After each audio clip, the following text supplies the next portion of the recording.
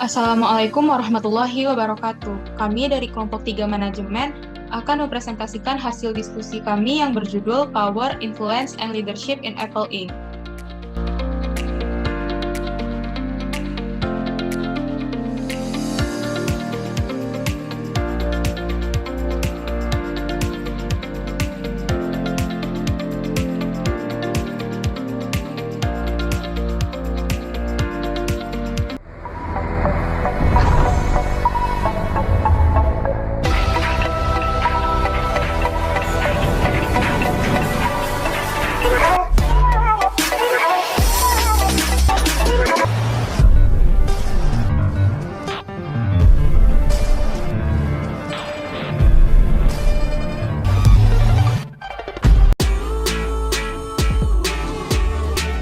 Y'all don't hear me. Six piston, tiptoe kiss 'em, cat call kittens, whole milk lick it. See my vision, rainbow smitten. Nobody safe, nobody. You and you and you and you. Terdapat 4 pokok pembahasan. Yang pertama, profil perusahaan. Apple didirikan oleh Steve Jobs, Steve Wozniak, dan Ronald Wayne pada April 1976. Produk pertama yang diluncurkan adalah Apple I, yaitu komputer yang dirancang dan dibuat oleh Wozniak. Pada tahun 1984, Apple meluncurkan Macintosh, yaitu komputer pribadi pertama yang dijual tanpa bahasa pemrograman. Prospek Macintosh ini meningkat dengan diperkenalkannya laser writer dengan harga terjangkau. Pada tahun 1991 sampai 1997 terjadi penurunan. Kemudian pada tahun 1998, Apple menyelesaikan banyak akuisisi untuk membuat portofolio perangkat lunak produksi digital untuk para profesional dan konsumen. Pada 9 Januari 2007, Jobs mengumumkan bahwa Apple Computer setelah ini akan dikenal sebagai Apple Inc. karena perusahaan telah mengalihkan penekanannya dari komputer ke elektronik konsumen. Pada bulan Juli 2008, Apple meluncurkan App Store untuk menjual aplikasi pihak ketiga untuk iPhone dan iPod Touch. Pada 2011 sampai sekarang, kepimpinan dipegang oleh Tim Cook. Selanjutnya, gejolak perusahaan Apple. Pada tahun 1990-an, merupakan masa-masa banyaknya OS yang berkembang dan mencoba menyaingi OS kemilikan IBM. Pada tahun 1995 sampai 1996, kemunculan Windows semakin membuat Apple tertinggal, sehingga diambang krisis ekonomi dan inovasi Apple.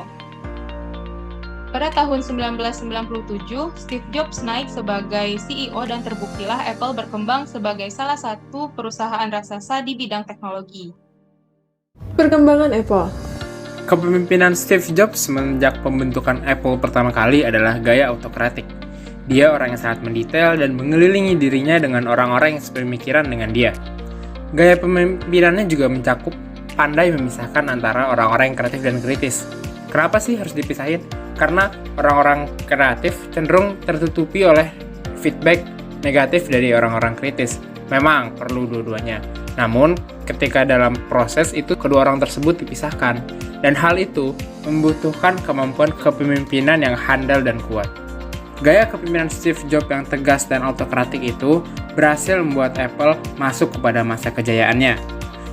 Apple berhasil membuat banyak sekali produk-produk inovatif seperti yang kita kenal di pasar saat ini. Meskipun memang gaya kepemimpinannya tidak sebebas Tim Cook, di mana hubungan antara atasan dan bawahan tidak terlalu terlihat, namun gaya Steve Jobs pun masih jauh lebih bebas dibanding perusahaan-perusahaan lain saat itu. Perkembangan Apple di era kepemimpinan Tim Cook. Ketika menjabat sebagai CEO Apple, Tim Cook sadar bahwa ia kurang inovatif dibandingkan dengan Steve Jobs, karena Tim Cook dinilai tidak memiliki kemampuan dalam mendesain produk-produk baru Apple. Namun, karena sebelumnya Tim Cook memiliki pengalaman penjabat sebagai Chief Operational atau COO, maka ia memiliki kemampuan dalam hal operasi Apple sebagai produsen gadget kelas dunia. Kemampuan mengatur operasi perusahaan itulah yang ia gunakan agar Apple bisa sukses dan dapat bertahan dalam waktu yang lebih lama lagi. Dalam hal mendesain produk-produk baru Apple, Tim Cook mempercayakan kepada Johnny Ive dan Craig Federighi. Dan juga pada tingkat jajaran eksekutif, Tim Cook memiliki cara yang berbeda dibandingkan dengan Steve Jobs. Ketika Steve Jobs seringkali menggabungkan jajaran atas Apple saat pengembangan sistem operasi iPhone, maka berbeda dengan Tim Cook yang lebih suka menata ulang manajemen eksekutif Apple di tahun 2012 dengan alasan kolaborasi. Salah satu strategi umum Apple ialah selalu lebih dulu melakukan inovasi dibandingkan dengan kompetitornya. Strategi tersebut diterapkan kembali oleh Tim Cook ketika memimpin perusahaannya. Contohnya, pada tahun 2013, Apple meluncurkan iPhone pertama yang menggunakan sensor sidik jari. Tidak lama kemudian, vendor pembuat handphone pun mengikuti inovasi tersebut. Tidak hanya itu, banyak sekali inovasi yang telah diciptakan Apple selama kepemimpinan Tim Cook. Contohnya, di tahun yang sama, Apple meluncurkan fitur perekaman kamera dalam gerak lambat di iPhone terbarunya, dan juga fitur Apple Pay yang bekerja sama dengan American Express, Mastercard, dan Visa. Dalam melakukan perang dengan Android, Tim Cook berusaha menggencarkan pemasaran menggandeng berbagai operator telekomunikasi.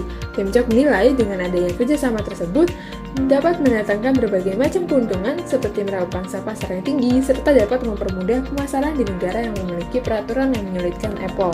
Selain itu, Tim Cook terus mengembangkan software Apple agar lebih elit dan semakin aman agar pengguna Apple merasa dispesialkan. Bahkan Apple sempat meluncurkan aplikasi yang membantu user baru Apple untuk memindahkan data mereka dari Android ke iOS. Sementara, pada sektor penjualan, Tim Cook melakukan banyak pergerakan yang lebih agresif, seperti pembeli dapat melakukan tukar tambah iPhone seri lama dengan seri yang terbaru. Dan juga, Tim Cook memfokuskan penjualan pada negara berkembang, Tiongkok, dan India. Selanjutnya, pembahasan mengenai power, influence, dan leadership. Power merupakan kemampuan untuk mengatur manusia, informasi, dan sumber daya lainnya untuk menyelesaikan sesuatu. 5 sumber power, ada reward power, coercive power, referent power, legitimate power, dan expert power. Reward power merupakan kekuasaan yang menggunakan balas jasa atau reward, misalnya berupa gaji, bonus, promosi, atau pujian, untuk mempengaruhi seseorang supaya bersedia melakukan sesuatu sesuai keinginannya. Kedua, ada coercive power, merupakan kekuasaan yang cenderung menggunakan ancaman atau hukuman untuk mempengaruhi seseorang agar bersedia melakukan sesuatu.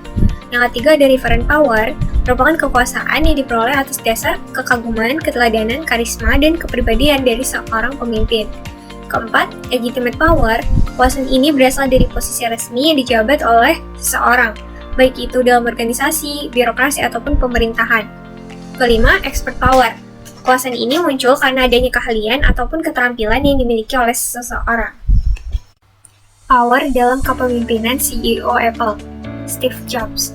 Sifatnya yang perfeksionis dan inovatif, motivasinya untuk mendirikan Apple, dan dengan mewariskan 3 produk inovatif, yakni iPod, iPhone, dan iPad ini, menunjukkan bahwa Steve Jobs mempunyai expert power.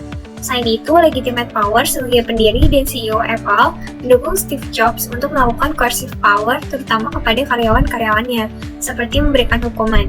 Steve dikenal sebagai pemimpin dengan expert power, legitimate power, dan coercive power yang kuat. Tim Cook, seorang yang inovatif tetapi tidak seperfeksionis seperti Steve Jobs. Jika Steve Jobs menginginkan Apple selalu menjadi yang terdepan, Tim Cook lebih memperhatikan kebutuhan pengguna Apple.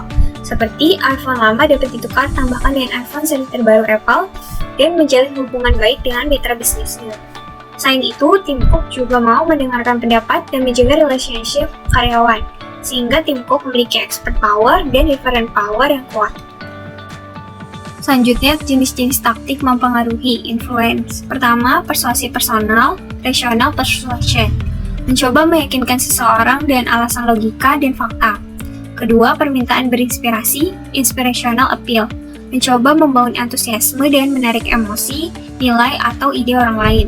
Tiga, teknik konsultasi, consultation. Memberi kesempatan kepada orang lain untuk berpartisipasi dalam pengambilan keputusan. Keempat, teknik menjilat, ingratiation, membuat seseorang atau target berada dalam keadaan menyenangkan sebelum meminta sesuatu. Kelima, teknik permintaan pribadi, personal appeals, mengacu pada persahabatan saat membuat permintaan atau meminta orang untuk membantu. Keenam, pertukaran, exchange, tawaran eksplisit dan implisit oleh pemimpin untuk memberi imbalan pada seseorang yang melakukan apa yang diminta. 7, ada taktik koalisi, coalition tactics. Itu taktik mempengaruhi secara tidak langsung, menggunakan dukungan orang lain untuk membujuk seseorang. ke-8 ada teknik tekanan, pressure, menuntut kepatuhan atau menggunakan intimidasi ancaman. Dan terakhir ada teknik legitimasi, yaitu taktik mempengaruhi dan mempergunakan hak formal karena menduduki posisi tertentu dalam suatu organisasi. Influence dalam kepemimpinan CEO Apple, Steve Jobs. Steve Jobs mempengaruhi orang dan melakukan kendali penuh atas perusahaan dan desain produk. Jika dia berpikir bahwa produk itu tidak akan berhasil, dia tidak ragu untuk menghentikan pengembangan produknya. Sehingga di sini Steve Jobs menerapkan taktik persuasi personal, tekanan, dan legitimasi. Tim Cook. Tim Cook lebih terbuka dan mau mendengarkan masukan. Dia meyakini bahwa dengan kerjasama dan pendelegasian tugas akan meningkatkan inovasi dan produktivitas. Tim Cook menerapkan taktik konsultasi dan permintaan berinspirasi dalam memberdayakan orang-orangnya dalam pengambilan keputusan. Berikutnya leadership. Ada 4 kategori perilaku pemimpin. Yang pertama, perilaku pemimpin berorientasi tugas, dengan tujuan untuk memastikan bahwa orang, peralatan, dan sumber daya lainnya digunakan dalam cara yang efisien untuk mencapai misi kelompok atau organisasi. Kedua, kepemimpinan yang berorientasi pada hubungan. Adanya penekanan pada peningkatan keterampilan karyawan dan menciptakan karya positif hubungan antara rekan kerja, yaitu antara pemimpin dan yang dipimpin. Ketiga, kepemimpinan pasif ditandai dengan kurangnya keterampilan kepemimpinan. Manajer tidak melakukan intervensi sampai masalah menjadi cukup serius dan menuntut tindakan. Keempat, ada kepemimpinan transformasional. Merupakan transformasi kepemimpinan karyawan untuk mengejar tujuan organisasi di atas kepentingan pribadi. Perilaku utama pemimpin transformasional yaitu motivasi inspirasional, idealisasi pengaruh, pertimbangan individual, dan stimulasi intelektual. Kategori leadership CEO Apple, Steve Jobs. Kepemimpinan Steve Jobs dapat dikategorikan pada kepemimpinan transformasional, yaitu dapat membawa perubahan besar ke arah yang positif, berkarisma, sangat inovatif, dan visioner. Di sisi lain, sikap ambisius dan egoisnya menjadikannya sangat dominan dan otoriter. Dia ingin semua orang mengikuti visinya dan tidak ragu untuk memecat seseorang yang berbeda visi dengannya, sehingga kepemimpinannya berorientasi pada tugas. Tim Cook. Seperti Steve Jobs, Tim Cook dapat dikategorikan sebagai pemimpin yang transformasional karena mampu membawa Apple sebagai perusahaan yang terus menciptakan teknologi. Namun, berbeda dengan Steve Jobs yang hanya berfokus pada produk, Tim Cook melakukan tanggung jawab sosial dan melakukan transparansi, kolaborasi, memperhatikan lingkungan seperti memperhatikan kondisi tenaga kerja di pabrik yang bertugas merakit perangkat sehingga kepemimpinannya berorientasi pada hubungan. Selanjutnya, kesimpulan. Kebiasaan atau budaya perusahaan penting untuk membantu proses eksekusi strategi dalam suatu perusahaan. Pada Apple, Tim Cook sebagai CEO tetap mempertahankan budaya perusahaan yang diciptakan oleh CEO terdahulu, Steve Jobs, meskipun dengan melakukan beberapa perubahan untuk menyesuaikan kondisi sekarang dan gaya kepemimpinan Cook sendiri. Perubahan yang diterapkan Cook pun mempermudah Apple dalam melakukan eksekusi pada strategi yang sudah dipilih. Baiklah, berikut sumber yang kami gunakan. Sekian presentasi dari kelompok 3. Jika ada kesalahan, mohon dimaafkan. Wabillahi taufiq wal hidayah. Wassalamualaikum warahmatullahi wabarakatuh.